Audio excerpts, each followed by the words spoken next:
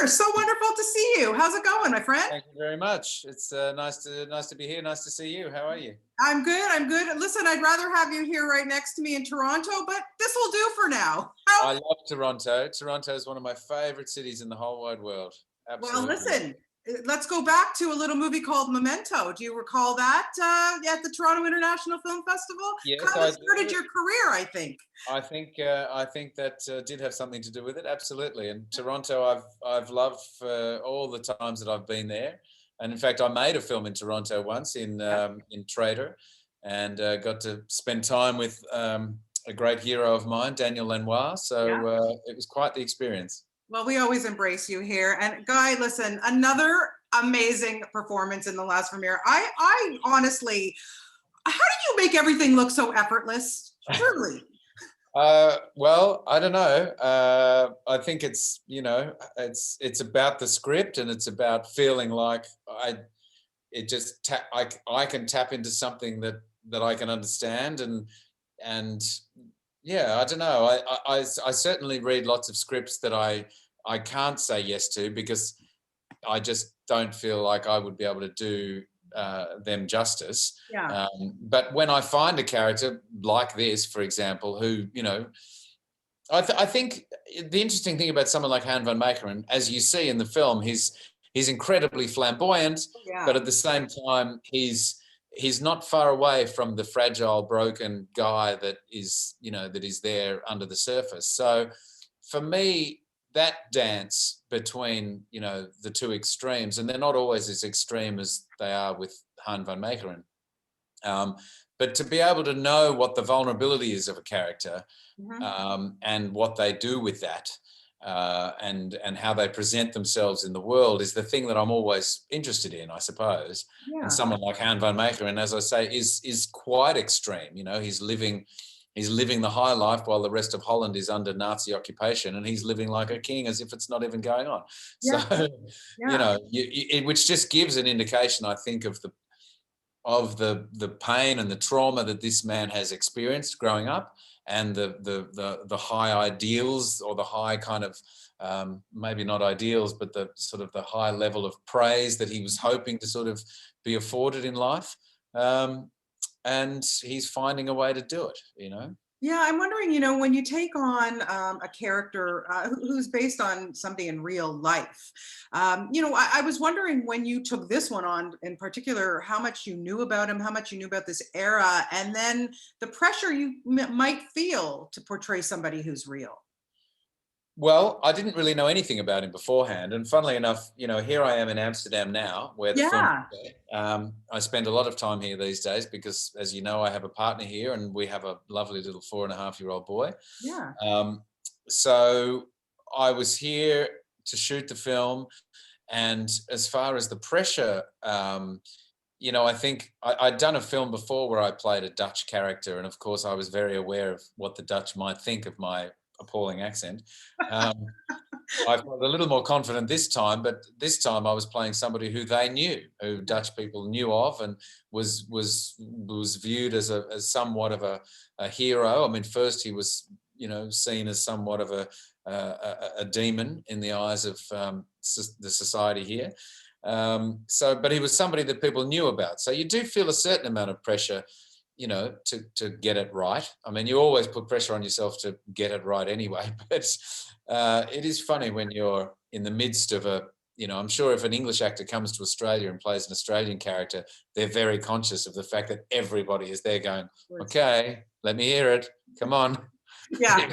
Hit me with that Australian accent or whatever. Yeah.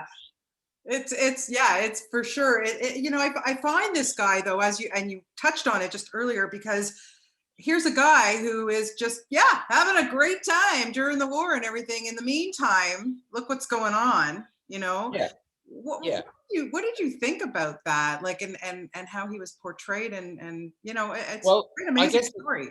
The thing is, I became, I tried to sort of educate myself and understand what his history was, and what led to this point, which I need to, in order to be able to justifiably play somebody, particularly as sort of flamboyant as extreme as Han van Meekeren. Mm, He felt he was owed something.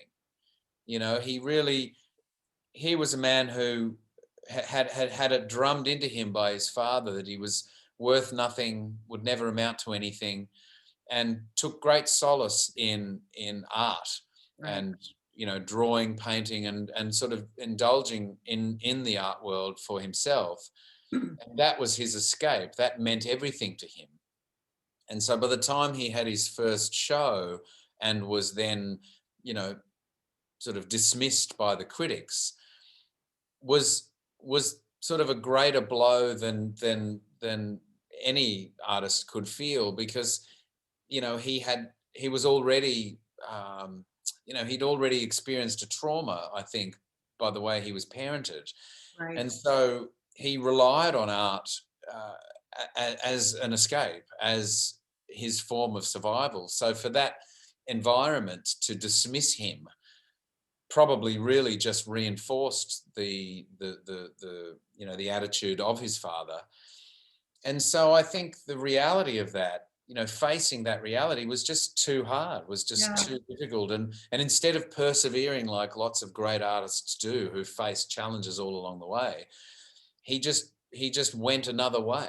Yeah. And he became an art dealer. He started to forge artwork. And I think just kind of went, well, pardon my French, but sort of, fuck the industry. If Mm, it doesn't respect me, then I'm not going to respect it. And needed, I mean, the old saying, hurt people hurt people. yeah. So I think he probably wanted to hurt people along the way. I think he really felt he was owed something.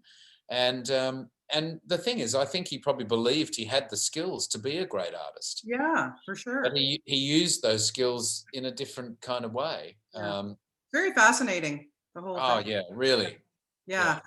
Yeah. And I have to say, you really did rock the gray wig. Yeah, I liked it. Yeah. Thank you. Well, my own hair is going quite grey these days, so I felt quite at home there.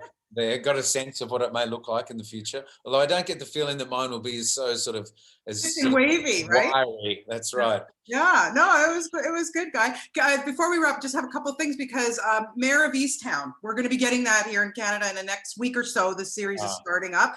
Wow, and working with Kate Winslet, discuss. it's just, I mean, it's really we're not worthy kind of stuff for me as far as I'm concerned. She Yeah, is the be all and end all, and a great friend and an absolute delight. I mean, we've both adored each other for many years now, so any chance to work together is delightful. We share a birthday, as you probably know, yeah, and I'm a little bit older than her, just a tad.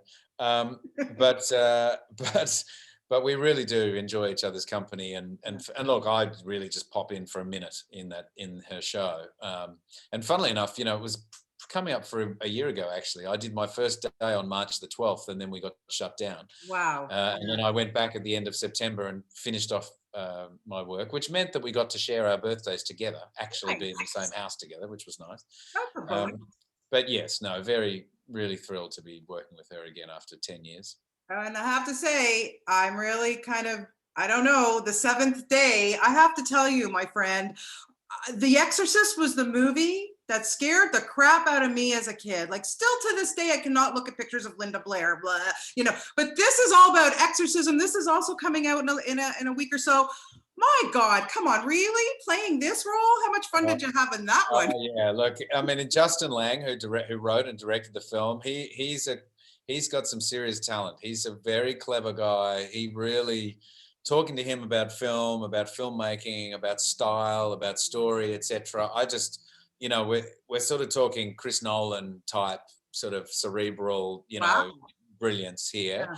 And I just, I mean, it was wonderful to work with him and to really, yeah, just to really delve into an arena that I'd not really, sort of ventured into before.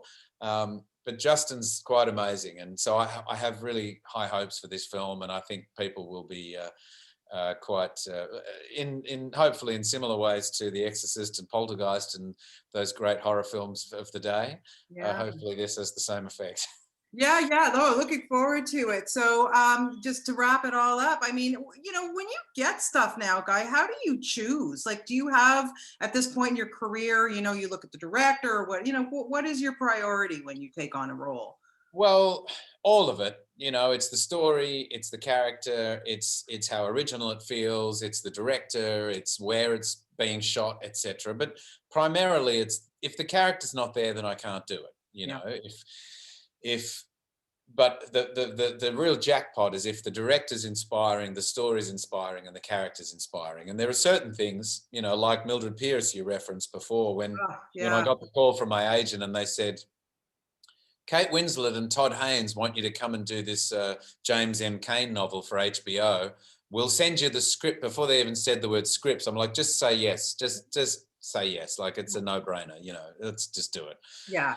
So you just know there are things that are going to be a big yes, and then others you have to sort of work through, and you in the end you find that actually they're really great elements, and maybe it's hard for me to sort of wade through it and see how I can play this character, but I might get there eventually. And other times it's an incredible director. I mean, The Last Vermeer, this film, Hmm.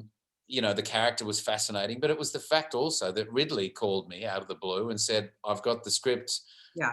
This guy who's a first-time filmmaker, this is the role for you. He pitched it in a way, and I was like, okay, Yeah. I'm in. I know to him. Well, if it's coming from Ridley Scott, I would say, Yeah. yeah. Is it the phone book? Ridley Yeah. who? I'm Yeah. sorry, Ridley who? Oh yeah, I've Yeah. heard of you.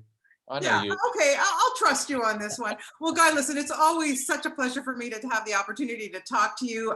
Best of luck with all, everything that's coming out. And I hope people watch The Last Vermeer. It really is such a quality, amazing film. And as always, you're fantastic in it. So Thank you, thank you for Bonnie. your It's lovely time. to see you again. Good to talk to you as well. Take care. We'll see you soon. All right. Bye-bye. Thank you. Bye. Thanks, Bonnie. Okay. Take care.